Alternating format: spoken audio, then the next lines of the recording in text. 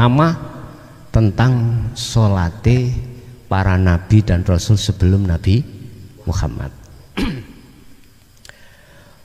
Dijelaskan dalam satu ayat, wa ma khalaqtul jinna wal insa illa liya'budun.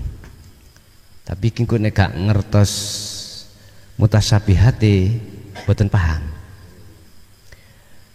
Saya tidak akan pernah, Allah dawuh, Allah yang dawuh, menciptakan jin dan manusia kecuali hanyalah untuk menyembah. Diperintahkan untuk illa liya'budun. Kalimat ya'budun itu bagaimana?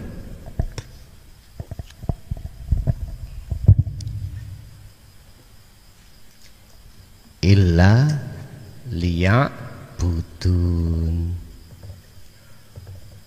Budun.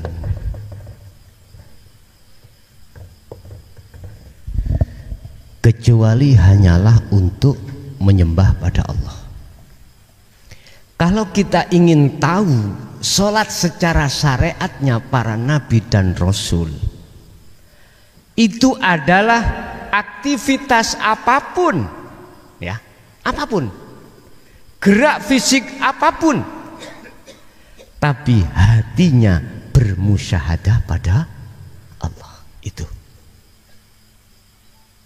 Terus mengapa ketika saat Nabi yang akhir, la nabiya ba'da, sakwise setelah itu nggak ada Nabi maneh setelah Nabi Muhammad, itu kok ada berdiri, ada rukuk, ada sujud, yang dikatakan salat ya, ada duduk dan lain sebagainya. Inilah yang dimaksud Allah dalam satu ayat, datangnya Islam untuk menyempurnakan. Terus tergantung bagaimana kita mensikapi persoalan ini dari sudut pandang kacamata syariat atau hakikat. Kalau kita menyikapi dari sudut pandang kacamata hakikat, berarti yang dikatakan sholat adalah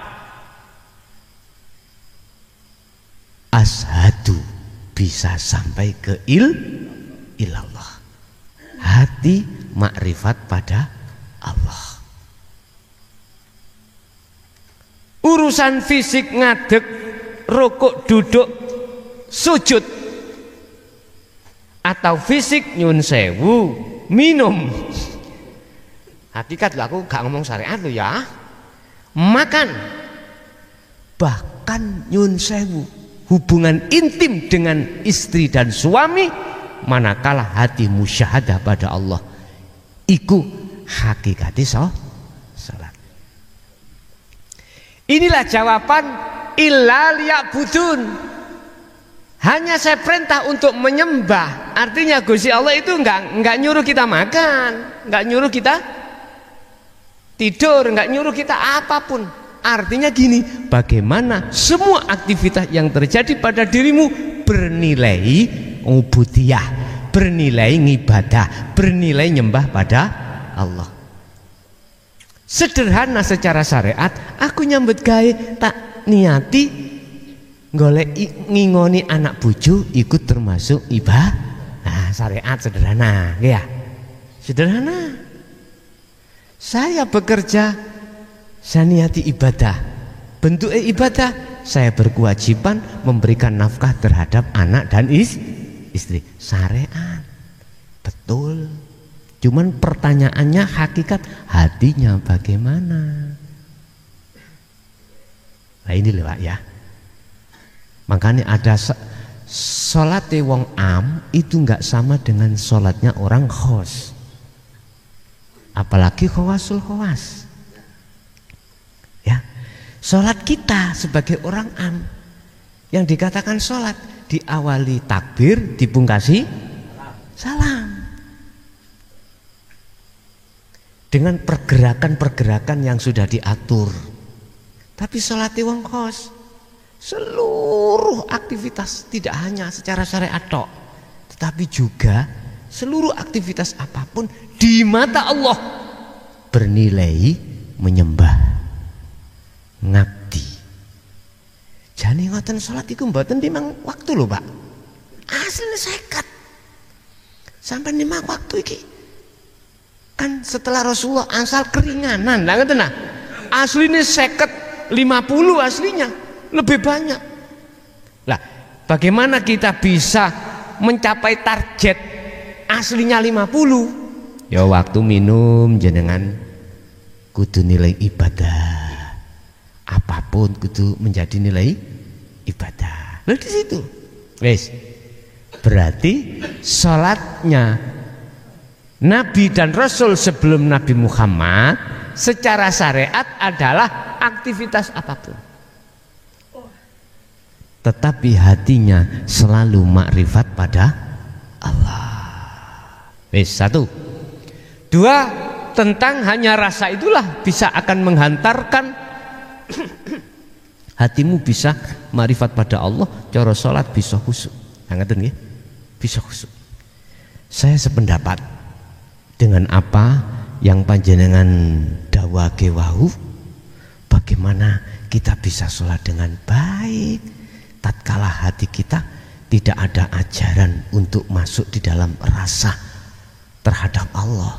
Ya nggak bisa, tetap hati kita akan teringat terhadap yang lain. Itu pasti Pak, memang itu ya wis diketahui dan dialami jenengan kali kula sedaya. Dan inilah yang dimaksud kejadian sejarah Nabiullah Adam. Ketika beliau di surga, Allah dawuh wala taqrabu hadhihi syajarah. Adam, jangan kau dekati pohon itu, asy-syajarah. Ya.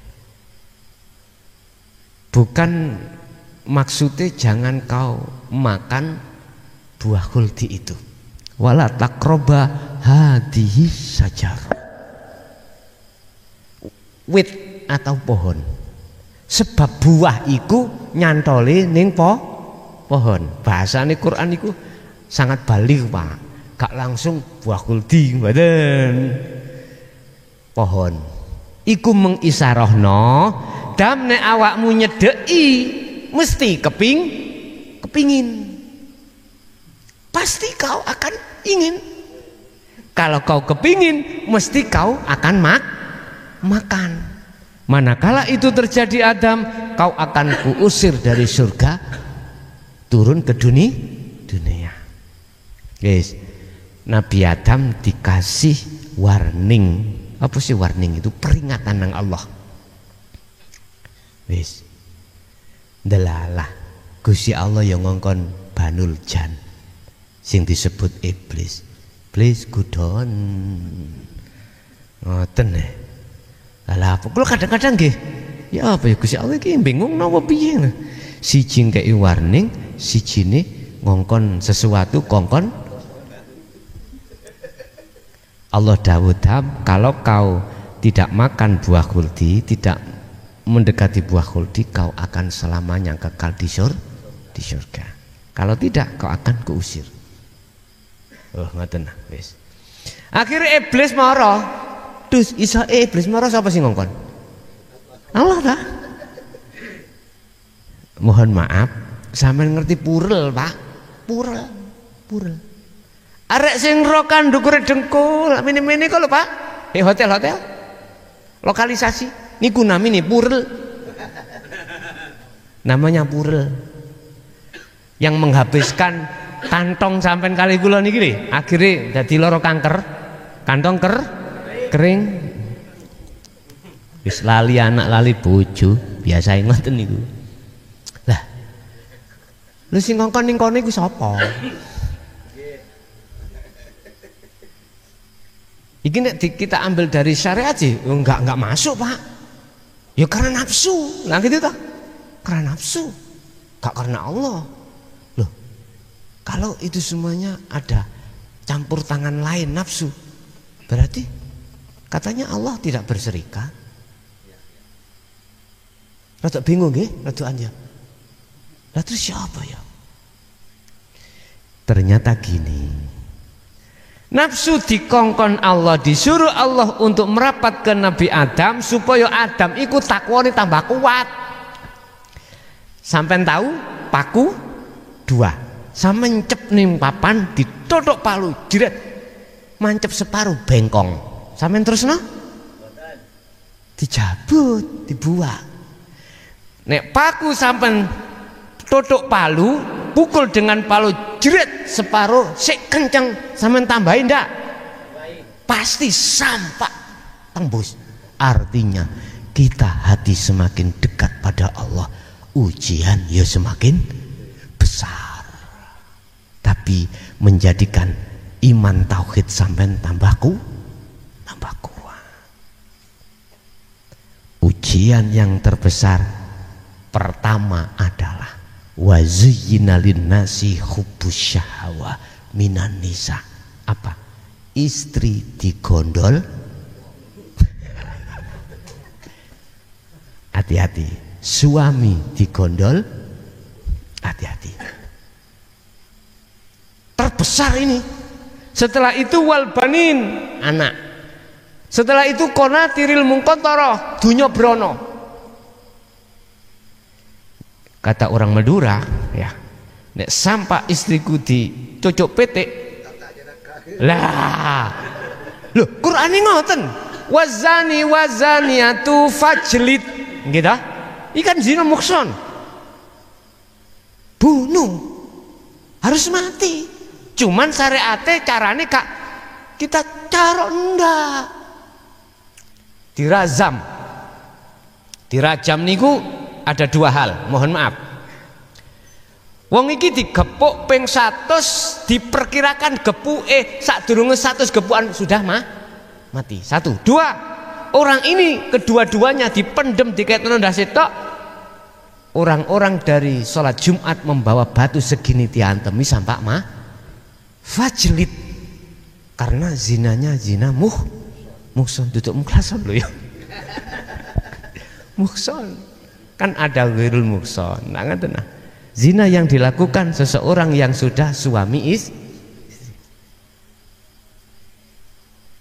kalau Madura pasti nih Pak ya, cara ya, intinya kan dibunuh, kan gak jauh. Tapi ini kalau diterapkan di Indonesia masuk mboten? Gak masuk. Memang ini Quran, tapi Indonesia kan tidak memakai undang-undang Quran, mboten dah ya, KUHP, gak ngoten dah. Kita pakai undang-undang Islam sendiri yang nggak bisa Pak. Indonesia ya sana ke Mekah sana di situ loh. Nah terus ya apa kita kalau terjadi seperti itu? Ya wis ngomongin yang hatimu ya kuyo karena Allah ya ben. Loh, itu ada sesuatu loh Pak ya. Ada maksud Allah tertentu yang kita tidak tahu. Apa? Kau diketahukan masih umur segini, udah ceraikan. Masih banyak wanita yang lebih baik sebelum kamu tua. Paham maksudku? Paham gitu? Makanya dalam bahasa perkawinan Allah membenci orang talak. Lah ngeten nggih? Tapi kalau itu persoalan alasannya karena melanggar batas yang telah ditentukan, halal Pak, nggak ada masalah. Mohon maaf, yo ojo nganggo cara, ojo kena hukum dhewe nanti lah ngono. Lah ya wis ngene, gedang ae dibawa coki ngene ae. Tapi hati kalau kita tidak tertata akhlak secara hakikat, siapapun sopo Pak sing kuat. Lah ngeten nggih? Nggak ada yang kuat. Kecuali kalau hati kita sudah betul-betul duduk makrifat Allah. Karena kita melihat sesuatu itu ya semuanya karena Allah. Cuman ada maksud tujuan Allah lapo. Ternyata kita diselamatkan. Dipisahkan itu bukan berarti susah, tetapi dipisahkan itu Allah menyelamatkan hati kita biar tidak tergoda terus dengan hal itu. Paham ya? Wes. Jadi saya setuju dengan syu'arul basyirah, salat itu akan bisa tertata hati makrifat pada Allah. Memang kalau tidak lewat rasa syu'arul basyirah tidak bisa Pak. Lah sekarang mestinya sudah waktunya ajaran ini disampaikan dan diterima oleh umat Islam khususnya. Yang umat Islam basisnya ini masih ditengari ada di hukum syariat. Wong jenenge sekolah mosok kate terus nung TK. Lah ndak toh? Kudu naik kan kudu naik wis. Selanjutnya sholawat innallaha wa malaikatahu yusholluna 'alan nabi ya ayyuhalladzina amanu shollu 'alaihi wa sallimu taslima. Lah di situ mengapa Allah bersolawat? Ono lagu sing enak Pak niki. Tapi belum waktunya tak lagokno. Belum waktunya tak lagokno. Ya, lagu tentang sholawat. Apa sih sholawat itu? Terus mengapa di situ kok tersimpan syafaat? Nah, ngerti nggih? Terus syafaat itu milik siapa? Ya. Intinya adalah syafaat adalah pertolongan Allah. Syafaat pertolongan. Lah, sholawat itu adalah merupakan media. Contoh, mic iki media untuk menghantarkan supaya muncul yang namanya suara. Lah suara inilah syafaat. Dengan suara ini telinga kita akan bisa mendengar. Lah sholawati Allah iku ya apa? Lah ngoten nggih. Nggih ya. Kok Gusti Allah ya sholawat, malaikat ya bersolawat terhadap Nabi. Wis. Niki nek sampean padosi sisi syariat ora temu. Nek sholawati umat kan sallallahu ala Muhammad. Lah ngaten nggih? Muhammad iku sing sinten? Lah, mengapa di situ pada hakikatnya sholawat iki syafaatnya itu untuk kita sendiri? Wis. Gusti Allah ya Rahman ya Rahim. Jenengan saged dahar iku sebab oleh rahmane Allah. Rasulullah ya. Beliau Muhammad itu ketika saat menjalankan tabligh, menjalankan dakwah, mengajarkan semua ajaran terhadap umat itu karena sholawat Allah. Bentuk endi? Hakikatnya Rahman. Beliau saged dahar karena Rahman. Tapi kan anak Rahim Pak ya. Rahim yang mana? Yang khusus. Jenengan saged rawuh teng mriki karena Rahman Allah. Bentuke Rahman Allah, jasad sehat iso teko kene. Rahim endi? Iki kudu dibedah pisan. Rahim iku khusus. Sapa wonge ati iki wis gelem nrimo menyang tabayyana rusdu minal ghoi, ajaran Allah hakikat ini ketika dikabari lewat WA teko. Ketika dikabari WA walaupun gak iso teko ning omah buka live, tapi bagi mereka kandhanono ping bolak-balik la yu'minun sawaun alaihim a'anzartahum am lam tundirhum la yu'minun. Kok dikandani, diperingatkan atau tidak, tetap mereka tidak percaya. Berarti sing rene mang wong sing khusus. Orang yang menerima ajaran Allah qad tabayyana rusdu minal ghoi, iki adalah orang yang terpilih. Qad tabayyana rusdu. Ajaran yang mana? Ajaran Allah itu. Ajaran yang mendidik hati, mengeluarkan hati dari perbudakan hawa nafsu untuk menjadi budaknya Allah. Itu ajaran qad tabayyana rusdu minal ghoi, Al-Baqarah 256. Temriku. Wis tah sinten mawon siapapun yang belum mau terima bab niki kandhane kono ngaji ngene Ya krungu, Pak. Tapi ati gak respon. Mungkin. Kita gak usah ngomong banyak orang, satu RT kita berapa orang sih? Kalau dihitung antara yang mau menerima ajaran Allah dan tidak, wa aktsaruhum la yu'minun, kebanyakan boten percaya. Jadi sholawati Allah nanggone Muhammad sing Ar-Rahman iku sholawati datang jenengan, datang dari Allah, datang jenengan rupa mai satu dunia dipenuhi. Iso ambaan, iso krungu, meripat, iso ndeleng, iso dahar. Iku rahmani Allah. Sedaya niki diwenehi Allah. Semut pun diwenehi. Semua apa yang hidup melata atau makhluk siapapun di dunia itu sudah dijamin oleh Allah. Itulah hakikati sholawat Allah terhadap makhluknya, terhadap Muhammad. Hakikati loh Pak. Sholawat kan di situ ada syafaat. Syafaat itu pertolongan. Coba kalau Allah tidak menolong kita, nggak mungkin kita bisa sampai di sini. Lah, rohime iki jegedno ini. Rohime iki dikhususno niki. Khusus. Lah, terus malaikat sing ya apa? Bentuk malaikat bersolawat terhadap Nabi adalah beliau menyampaikan wahyu-wahyu dari Allah kepada Nabi Muhammad.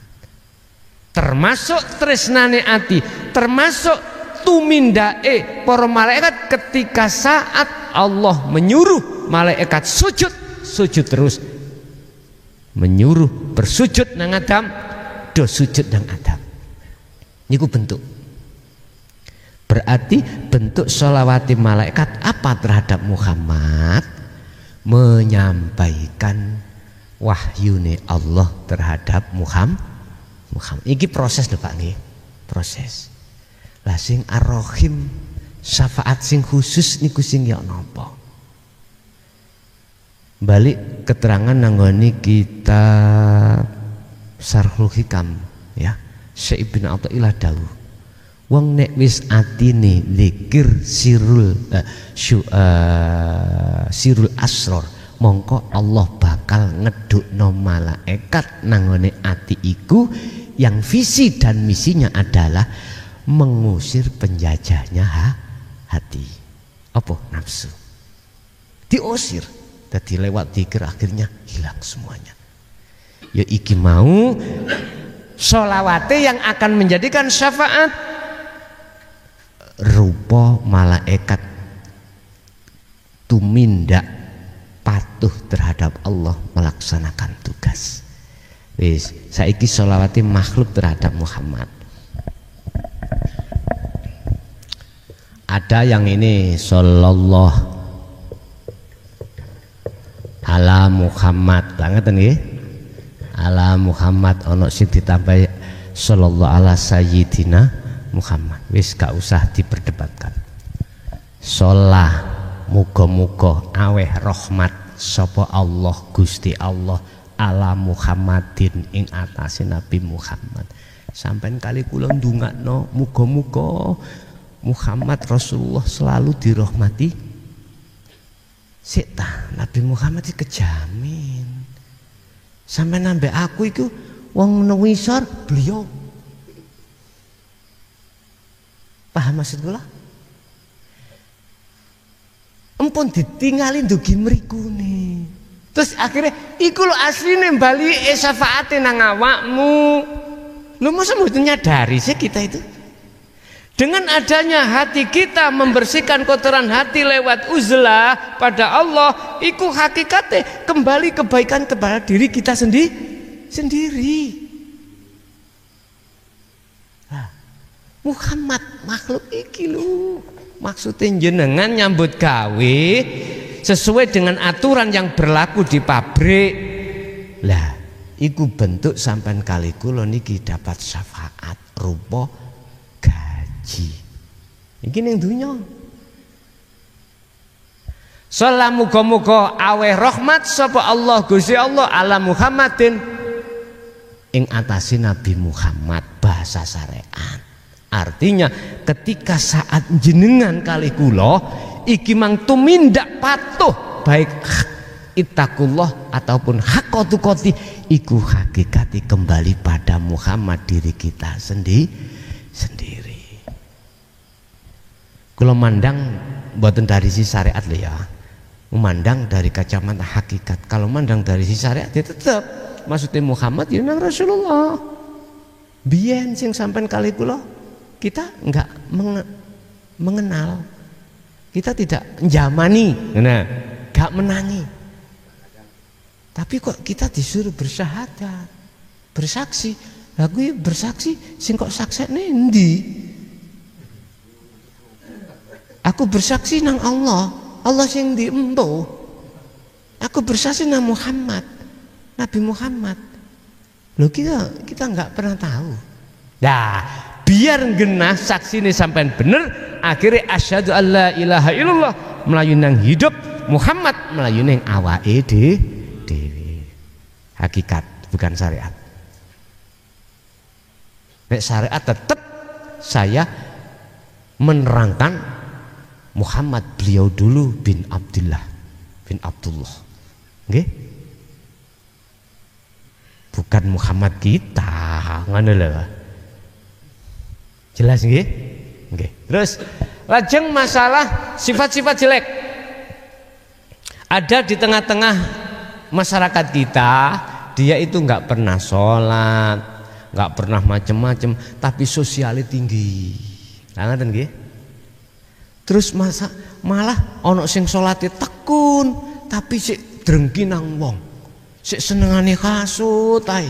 Kalau ada tetangga itu agak enak ekonomi dikasut, paling ngingu tuyul.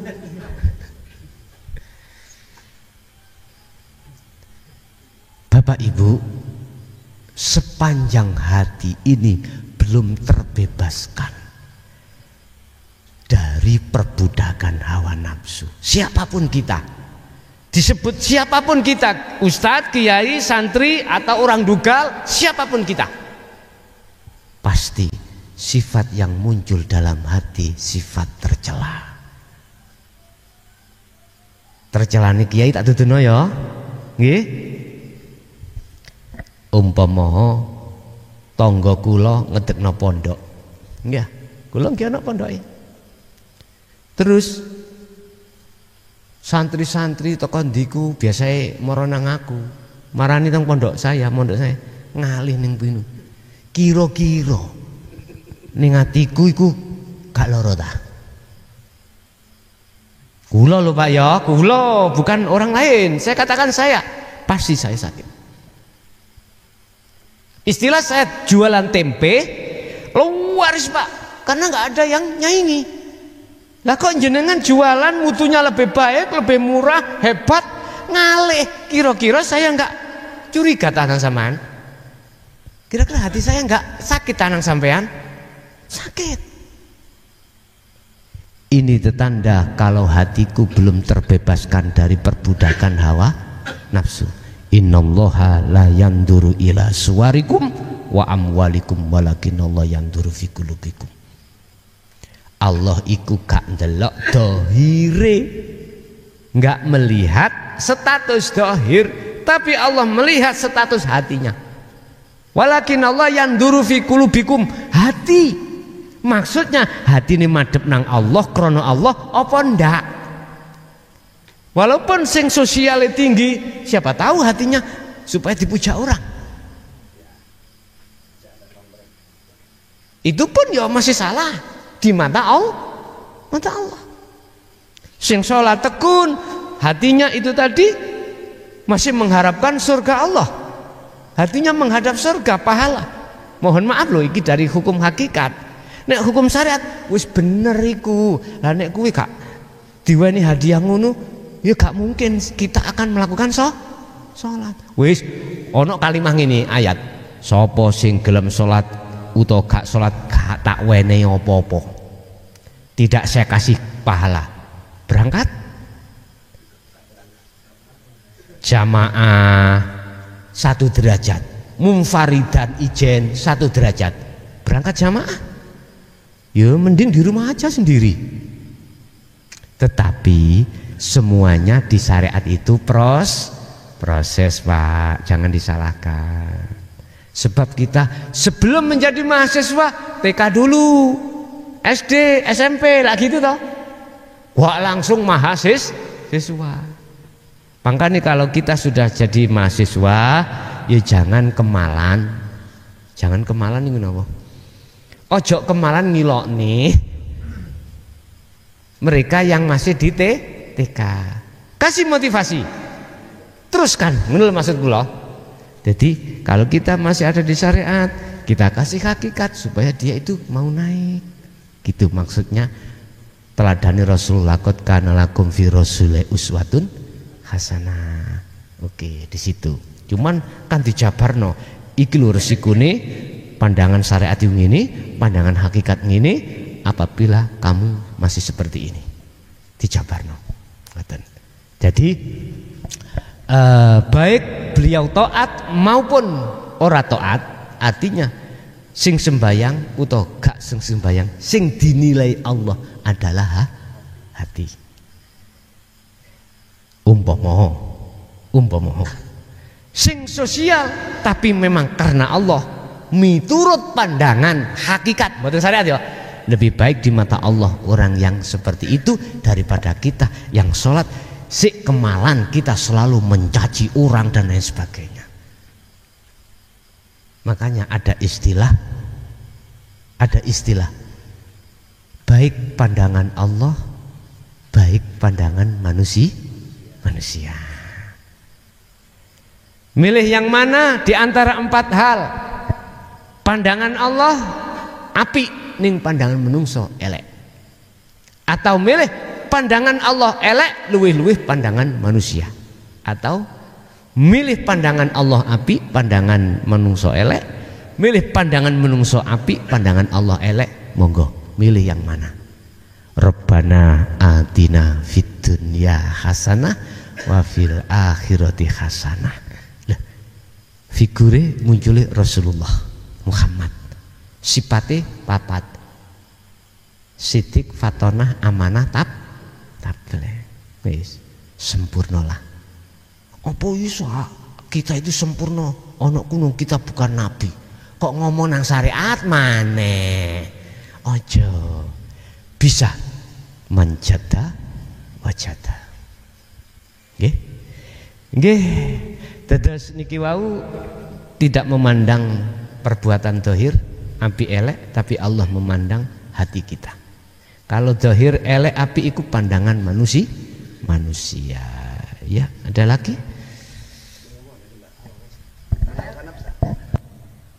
Man arafa nafsah faqad arafa rabbah niku wau.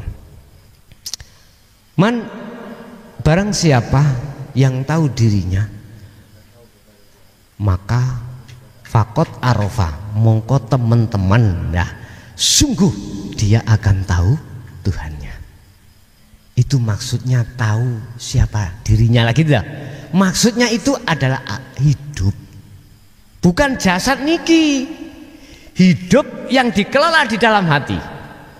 Kalau hatinya masih merasa sing ngaji iki aku mukhlason, maka ini belum dikatakan tahu dirinya. Kalau di dalam diri panjenengan, oh sing salat iki aku Allah dalam hati, itulah yang disebut orang yang tahu dirinya. Kurang jelas? Jelas nggih? Umpama diproses iku ngene. Kita manusia harus meletakkan sifat hakikati hamba nang hamba, makhluk ke hamba, terus bisa menetapkan sifat hakikati Allah terhadap Allah. Contoh, sifat wajib Allah satu wujud, nggih. Lawane wujud Adam, tidak wujud. Lah tidak wujud itu jadi sifat wajib makhluk, termasuk kita sebagai manusia. Loh, Kita gak wujud, nyantanane wujud nih, lah ngoten nggih. Bingung aku. Ini Pak, jangan kau pandang kalimat wujud dari ainul basyariyah meripat dohir, jangan. Kalau kau memandang dengan ainul basyariyah, kau akan ketemu makhluk dan akhirnya mengatakan itu wujud. Pasti. Pandanglah sifat wujud sejatine iku Allah dengan ainul basirah, mata hati. Bagaimana aku bisa memandang, hatiku buta? Nggak bisa Pak ya. Nah terus bagaimana solusinya? Bawa ke undaan sana, ke dokter. Apa yang menjadikan buta kamu? Oh ini katarak. Saweset. Hilangkan semuanya, bersih. Kemudian melek. Nah, melek itu bahasanya apa? Melak. Akhirnya biar. Nah, ini isyarah. Hati juga begitu. Mengobati mata zahir ainul basyariyah itu katanya sulit. Lebih sulit mengobati mata hati. Virus corona karena itu katanya luar biasa membahayakan, tapi lebih berbahaya virusnya fi qulubihim maradun fazadahumullahu. Apa penyakit hati? Drengki, hasud, riya. Lah, intine ngaku-ngaku sing ngaji muklason. Jelas? Jadi yang dikatakan man arafa nafsah, dirinya manusia itu sudah lebur semuanya. Yang tahu hidupnya kembali kepada Allahnya. Itulah yang disebut orang yang makrifat pada Allah. Bukan orangnya bisa melihat Allah, bukan. Orangnya makhluk itu sudah lebur. Berarti yang melihat Allah itu dirinya, zatnya sendiri yang asalnya aran roh itu hilang, akhirnya menjadi hidup. Ingat, ada proses sangkan paraning dumati. Ada proses innalillahi wa inna ilaihi rajiun. Dari zat hidup turun Nur Muhammad, turun aran roh, turun aran insanul kamil. Wujud kita iki dikatakan insanul kamil terdiri dari dua unsur, ya jasad, ya jiwa. Udah, iki proses innalillahi dari Allah. Terus bagaimana bisanya wa inna ilaihi rajiun, kembali ke hidup? Ya hilang ono insanul kamil fana, aran roh fana, aran Nur Muhammad fana, aran hidup fana. Aran apa? La ibsorun wa mubsorun wa basorun. Sesuatu yang tidak bisa kau arani. Mana? Inilah. Cetoh? Ya Allah, Mas saya dulu Mbah Yai mboten wantun ngenten iki. Kuwi nek kepengin ketemu, golek ana tracake kuntul miber. Manuk miber tracake ndukur kon goleki. Ya iku. Sinten gak bingung, Pak? Ndas sampai pecah. Ya Allah, ternyata buka itu meriku lewat Sirul Asrar. Sirul Asrar mboten digenahke, ternyata digenahke sallu ala nabi. Teng mriku. Innallaha wa malaikatahu yusalluna ala. Malaikah mang yang disebut warid, yang ditaruh di dalam hati kita, yang memberikan petunjuk menuju pada Allah. Nek cara Nabi Muhammad Mi'raj dituntun ambek malaikat Jibril, Mikail, Israfil, Israil. Tapi ketika sudah ada di zona musyahadah, endi buroke tumpakane dideleh parkir. Mana malaikat parkir, semuanya parkir, Muhammad sendiri lah, ngaten nggih? Lah disitulah. Sampean ingat ada satu hadis sahih yang mengatakan umatku besok terpecah menjadi 73 golongan. Ya.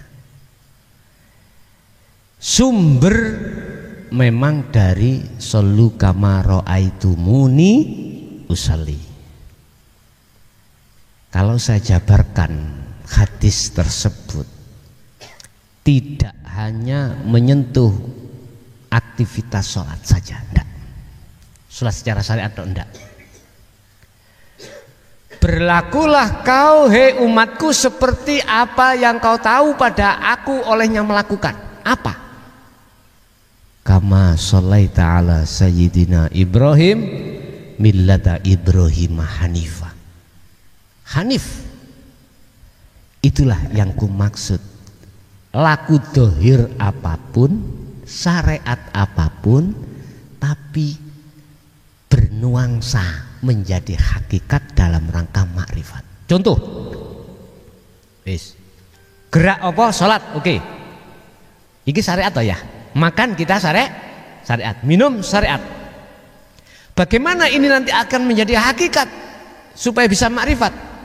Ya hati kita itu tidak melihat minumnya, hati kita melihat Allahnya yang berperan. Akhirnya hati kita menetapkan keakuannya Allah atas segala-galanya. Dan inilah syariat menjadi hakikat menuju makrifat. Kalau bahasa syariat ya memangnya intinya sholat gerak iki mau 5 waktu itu. Tapi kalau boleh saya ambil dari kacamata hakikat, seluruh aktivitas Rasul iku mesti hatinya selalu makrifat pada Allah. Laku sing koyok ngene lho, ngoten lho. Berlakulah seperti ini. Udah. Sekarang tak ngomong syariat aja. Dari hadis yang mengatakan 73 golongan, 72 finnar, yang satu fil jannah. Siapa? Ahlus sunnah wal jamaah. Dan semuanya ngaku-ngaku ahlus sunnah. Akhirnya muncullah mazhab ini, mazhab itu, imam ini dan lain sebagainya. Jangan heran. Terus siapa ahlus sunnah wal jamaah? Kalau boleh saya katakan, dan ini hanya mereka yang hatinya diberikan Allah hidayah akan memahami ahlus sunnah wal jamaah. Itulah yang tidak terlepas sallu kama ra'aitumuni usolli. Laku kabeh apa wae, entah yang ada di sholat secara syariat atau aktivitas di luar sholat syariat, hatinya selalu sambung nang Allah bil urwatil wuthqa lam fisomalaha. Jenenge kabel nek gak sambung ora iso muni. Cuman kabel iki memakai sinyal. Ya. Iki yang lebih khusus lagi, yang tidak diketahui orang.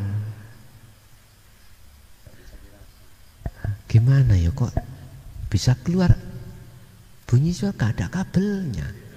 Kabel itu kan tali lah kabel toh. Hablun, tali. Apa tali ini hati pada Allah? Lah ini Pak, yakfur bitaghut wa yu'min billah faqad istamsaka bil urwatil wuthqa.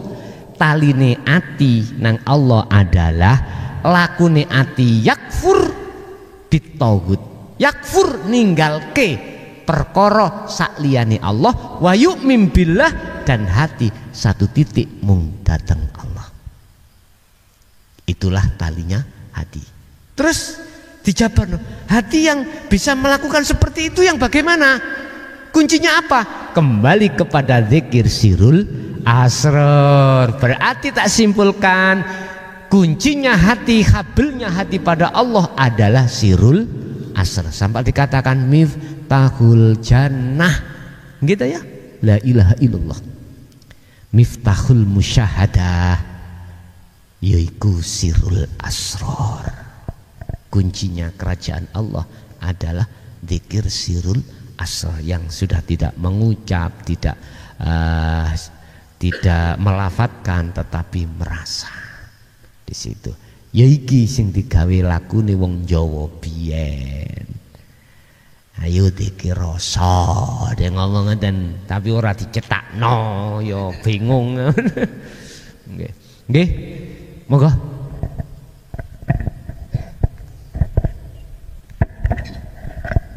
Assalamualaikum warahmatullahi taala wabarakatuh. Tadi Pak Yai mengenai lalai.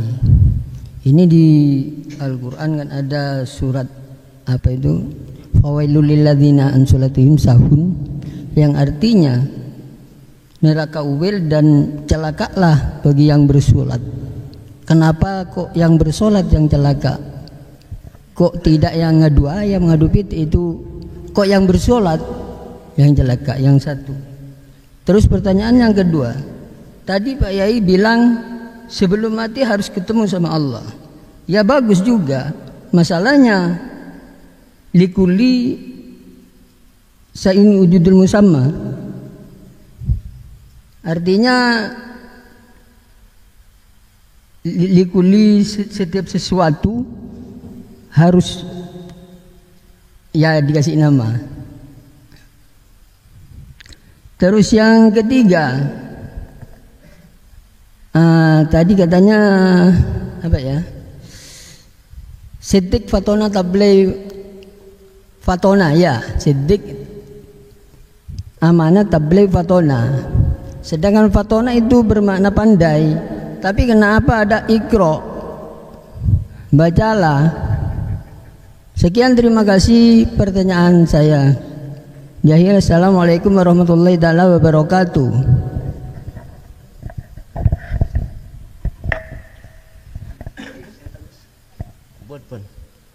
Fawailul lil musallin, celakalah bagi yang sholat. Sholat yang bagaimana? Ada terusnya. Alladzina hum an sholatihim sahun. Itulah mereka yang ketika melakukan sholat hatinya lalai pada Allah. Bahasa hakikat. Kalau bahasa syariat dikatakan lalai itu gini.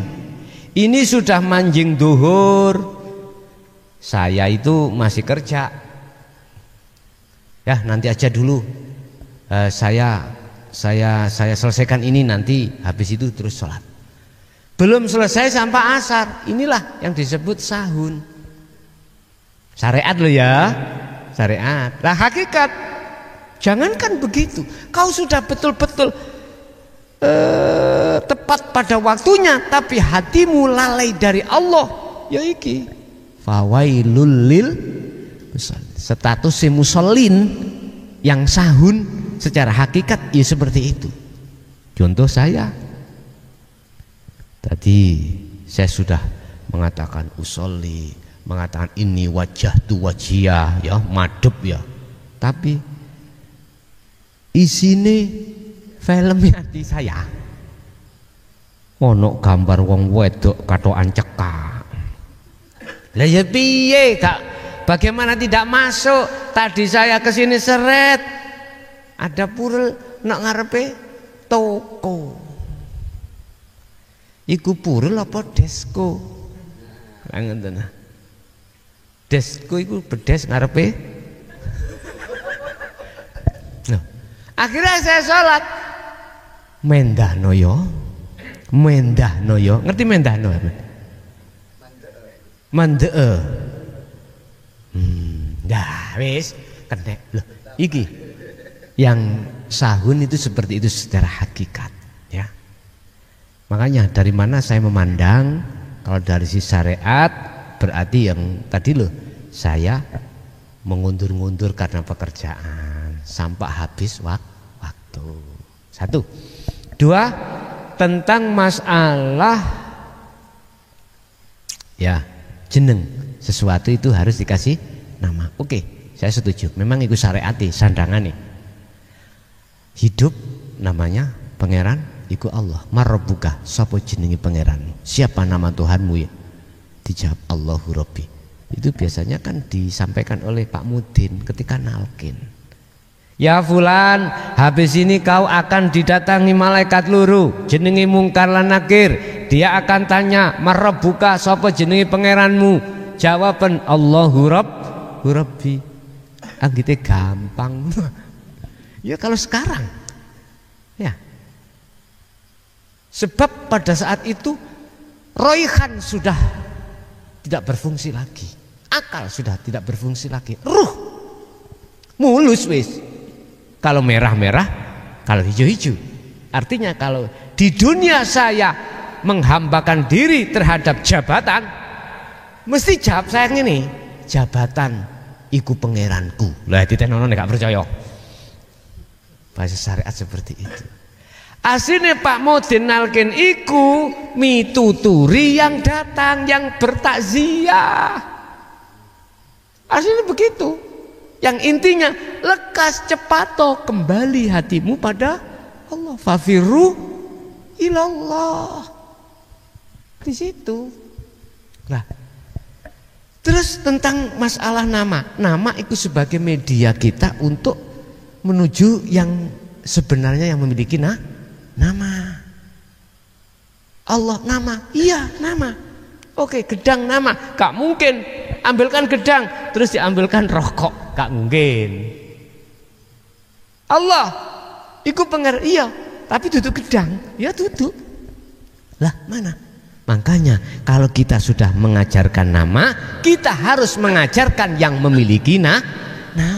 Enggak kita diajarkan nama, tapi yang memiliki nama tidak kita ajarkan. Kita sebagai umat tidak mendapatkan itu. Siapa yang memiliki nama Allah? Ini pun yang khusus toh, yang tahu, ya gitu. Terus apabila guru-guru akhirat dulu masyayikh mau menjelaskan, wah diprit Pak, prit. Dil mudil, sesat dan menyesat. Kan wis, akhirnya ngelimpruk mana? Tedung.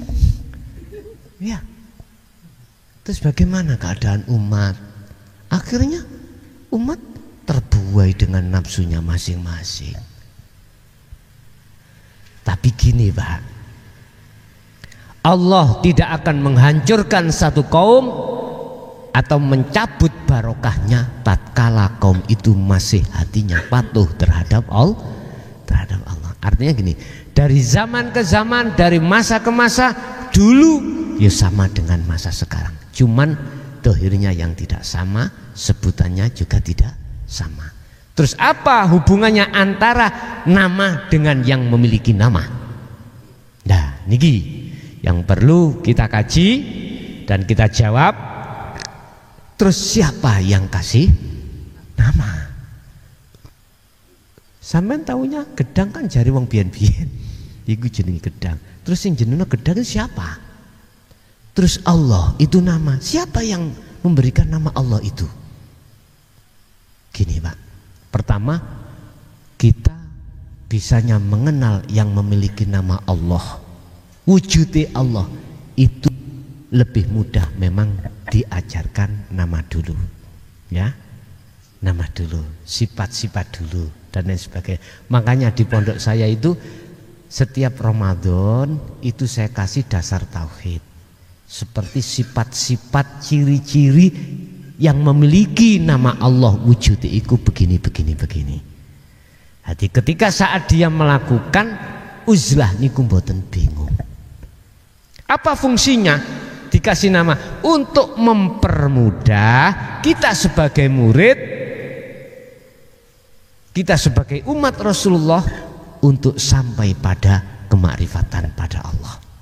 Tapi ketika saat sudah sampai yang memiliki nama, nama itu sudah hilang Pak.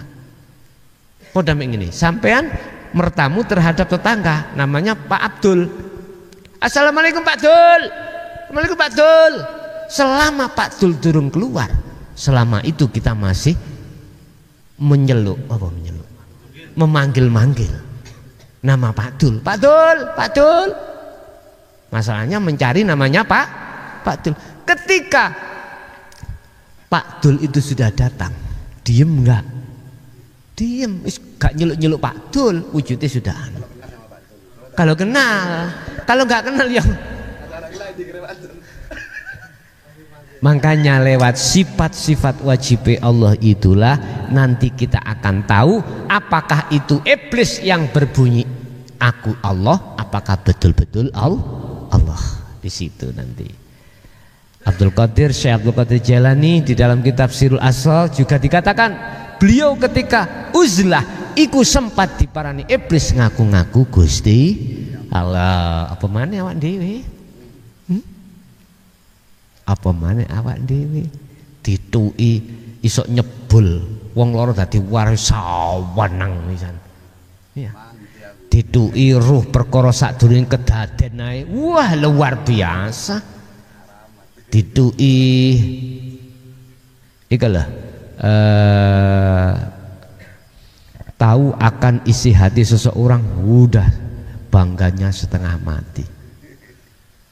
Nah, mohon maaf, itu golongan mukasyafah memang, dan itu bisa jadi terjadi pada diri panjenengan sebagai salik menuju kewusulan Allah, bisa jadi diuji Allah lewat itu. Padahal itu ujian. Tujuan sampean kali kula hati solo iku kan menemui Allah, bukan menemui selain Allah. Tapi bisa juga Allah menguji sampean lewat mukasyafah itu tadi. Tahu bagaimana kondisi alam barzah, kondisi neraka, kondisi surga, ditemukan malaikat, ditemukan para nabi dan rasul. Nah, itu semuanya kan makhluk.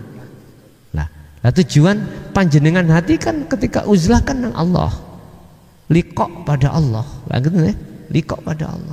Lah apabila sebelumnya itu ditemukan hal seperti itu, anggapan bonus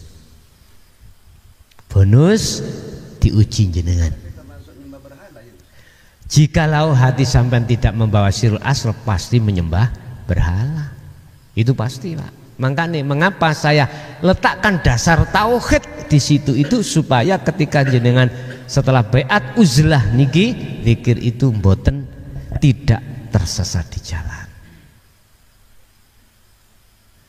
Jangan pernah Anda berhenti di simpang jalan karena perjalanan suci Anda belum selesai.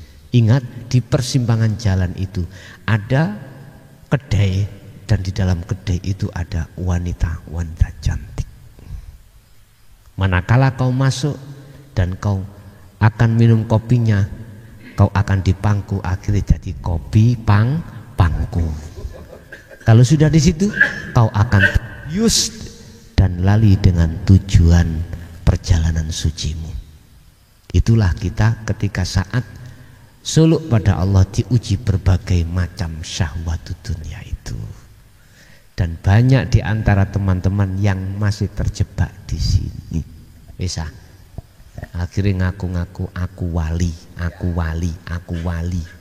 Gak aku wali tok sing ngomong, wong liya ngomong wali-wali. Mergae apa? Setiap tamu teko mesti congklok, mesti tahu isi maksudnya.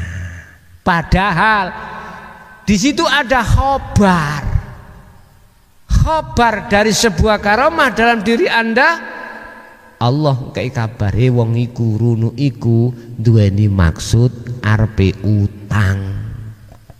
Durung ngomong sampean jawab, iya mari diutang adikku gak ono saiki. Otomatis sampean sebagai tamu, loh kok lha ngoten nggih. Akhirnya dijawab mana persoalan liya, ndelalah kemarin itu tamune itu menjual rumah, ya, menjual jadi maklar dia, menemukan tapi gagal. Terus diomong, padahal gak ngomong tamunya, menimben kapan hari kalau menjadi apa maklar, jangan gitu, ya mesti gagal kamu. Nih mau selawat sing akeh ngene lho, apa gak takut sampean gini ngono? Takut yang tidak tahu. Yang tahu malah opo iki ngono. Maksud yang tahu iku hatinya makrifat Allah. gitu. Kita yang tidak tahu pasti menganggap itu wali. Sebab wali iku pada umumnya tahu sebelum terjadi. Ya dibukalah ning Quran piye tarkibe wali. Inna auliya la khaufun alaihim walahum yahzanun. Wali itu selalu makrifat nang Allah. Dengan kemakrifatane hati nang Allah, dia tidak mempunyai rasa khawatir dengan apapun yang akan terjadi. Contoh, sekarang nggak punya uang, anak ngomong, "Bi, besok wayahe bayar ngaji, bayar laptop, begini-begini." Ya, sekarang nggak ada. "Bi, besok saya pingin nikah." Wayahe besok nikah. Lah, habisnya gini-gini. Padahal nggak bawa, jalan keluar belum ada, nggak ada rasa khawatir. Kenapa? Karena dia tahu, melihat semuanya mengatur adalah Allah. Lah, dengan sikapan seperti itu, aulia itulah akhirnya ketika saat apa yang terjadi, bermunculan jalan keluar. Biasanya gitu, Pak. Biasanya gitu. Ya itu. Allah sendiri sing ngerabekne ya Allah. Sing genahne ya Allah. Iya. Jadi nama itu sebagai media untuk mempermudah kita untuk mengenal yang memiliki nama Allah. Tapi kalau sudah sampai pada Allah, ma'rifat, dikatakan ma'rifat Allah, nama itu sudah fana.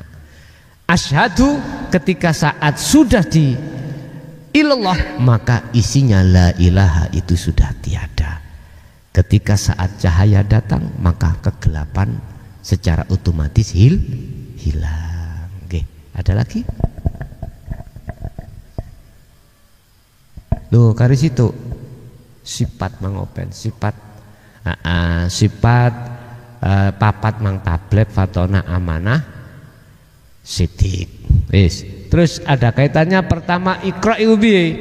Ngeten, Pak. Ikra niku bahasa lugat lah, bacalah. Itu jadi fi'il amar, perintah. Lah ngeten nggih. Iku maksude perintah Allah menyang hatimu supaya lekas kuwi berguru nang guru akhirat. Sebab di dalam guru akhirat lah akan diajarkan, diwejangkan babakan bagaimana cara mengenal Allah. Makanya bahasa ikra, bacalah, maksudnya lakonono atimu untuk uzlah nuju nang Gusti Allah. Padahal gak tahu belajar kok langsung dikongkon moco. Tak bingung sih. Iwu, Pak. Anak sampean tui ini budi. Ayo baca.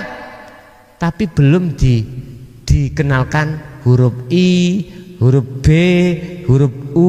Kira-kira saged baca, Pak? Nggak bisa. Sampai nulis ini Budi. Kasihkan tulisan itu sama anak. Yang anak kita belum pernah kita ajarkan huruf abjad, alif, ba, ta, sa, belum pernah. Jawabnya gimana? Ya mboten, tidak bisa. Artinya apa? Gini, Pak. Bahasa ikra iku perintahe Allah menyang ati supaya ati iki lekas mengenal Allah lewat ajarane Allah. Kalau sudah mengenal ajaran Allah dan paham, maka dia akan bisa membaca situasi apapun. Maksudnya membaca itu nindakake lakune ati fal ya'mal amalan soleh. Ati bakal bisa melakukan perbuatan bagus. Apa perbuatan bagus si ati? Asyhadu sampai ke ilallah. Contoh. Ada burung beterbangan. Ikra, bacalah. Sing dimaksud bukan membaca burung itu terbang, bukan. Kalimat baca itu mengenalkan itu burung itu udara dan sebagainya. Lah, maksud baca yang sesungguhnya, hatimu harus bisa melihat hidup di situ. Kalau kau melihat hidup, maka burung itu enggak ada dalam hatimu atas wujudnya. Ternyata yang wujud adalah, yang nyata, yang wujud adalah hidup. Alladzi dzaharat bikulli syai'in. Allah itu nyata di setiap sesuatu. Mengapa bagi kita kok ya tidak nyata? Allahnya itu justru yang nyata selain Allah. Karena mata hati kita itu buta. Yang buta mata hatinya.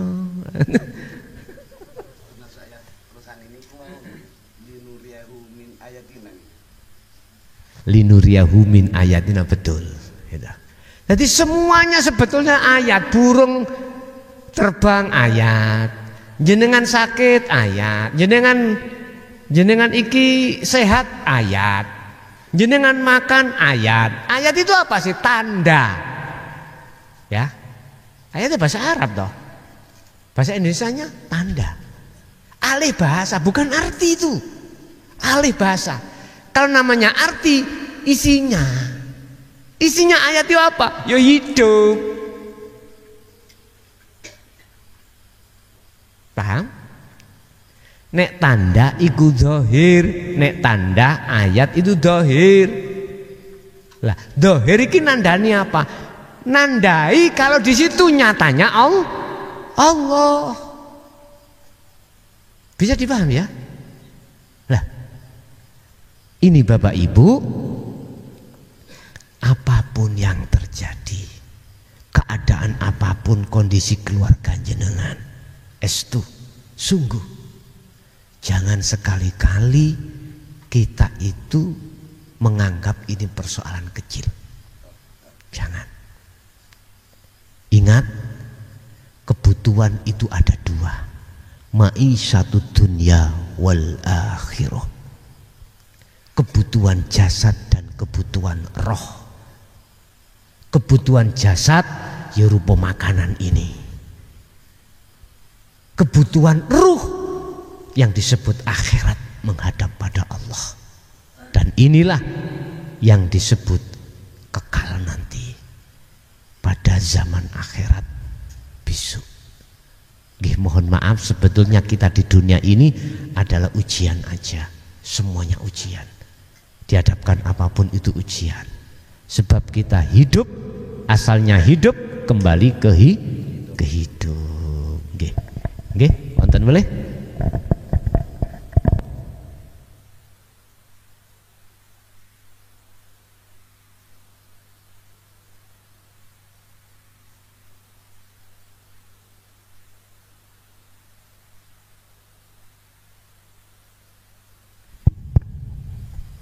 Warahmatullahi wabarakatuh. Berarti kata kuncinya, ini bukan pertanyaan tapi memantapkan aja, Ustaz. Berarti kata kuncinya, apapun yang dilakukan itu adalah yang hidup. Nah, kemudian kalau sudah yang hidup, berarti yang menyembah dan yang disembah satu. Berarti seandainya saya dicaci maki, dijelekan orang dan apapun, berarti saya juga tidak boleh marah karena yang dihadapi itu adalah yang hidup. Assalamualaikum warahmatullahi wabarakatuh.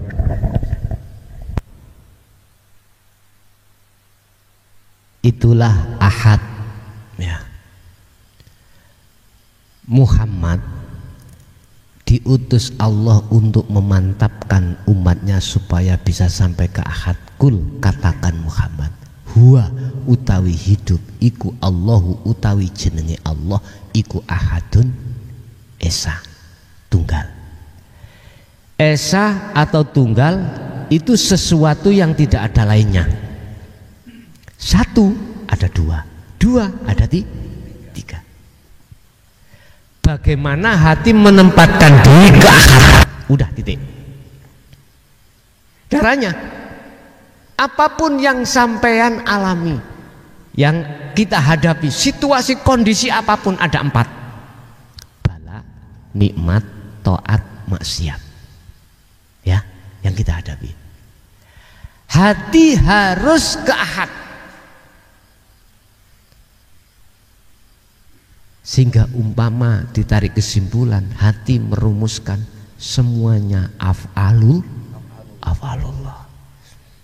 Dibantah Pak ambek syariat. Mosok sing maksiat kon niku Gusti Allah yang ngono kuwi. Lah, maksudnya aja didelok zahir kuwi. Kuwi nek ndelok zahir ya wujude boleh wujud makhluk ya gak iso sampai dengkul kaku gak iso akad kuwi. Sampai uleg-uleg cokol nggak bisa ke akad hatimu. Nggak bisa. Sebab gini Pak, siapa yang masih menampilkan selain Allah itu wujud, maka Allah akan gaib bagi dirinya. Siapa akan menampilkan wujudnya Allah hak, maka akan sirna selain Allah dalam dirinya. Udah. Jadi kata kunci itu betul. Bagaimana caranya hati menempatkan semuanya itu af'alullah. Ya niku nggih mboten gampang, Pak. Ada proses memangi, ada proses kita namanya pemahaman ilmu, ada proses kita pemahaman laku, ada proses kita pemahaman istiqomah. Itu kadang-kadang itu gini, Pak. Makanya kekasih Allah yang disebut arifin itu golongannya wonten 3. Musyahadatul fana wa kamil wa baqo. Fana iku akeh lali ini timbang inget deh. Artinya akeh sik ngakokno sakliyane Allah. Lah ngono. Gur sedidik atine iku ketika saat persoalan itu datang nggak iso atine langsung Allah nggak iso. Atiku sih ono rasa, oh iki kelakuannya si A si B si C, kan ya. Tapi suatu saat nanti ada zona waktu di mana dia itu ditarik Allah nang musyahadah, langsung deh, iya Allah, af'alullah semuanya. Ngerti? Lah sing kamil kebalikannya, sing bako, iki lain lagi, sing bako itu gak mboten dibahas. Artinya gak dibahas, gak ada sedetik pun hati selain tajalli Allah. Itulah maksum. Dan sing loro wau fan ambek kamil iki golongane mahfud. Makomi makom mahfud. Lah yang satu musyahadatul baqa iki maksum. Bahasa syariat yang maksum hanyalah Rasulullah.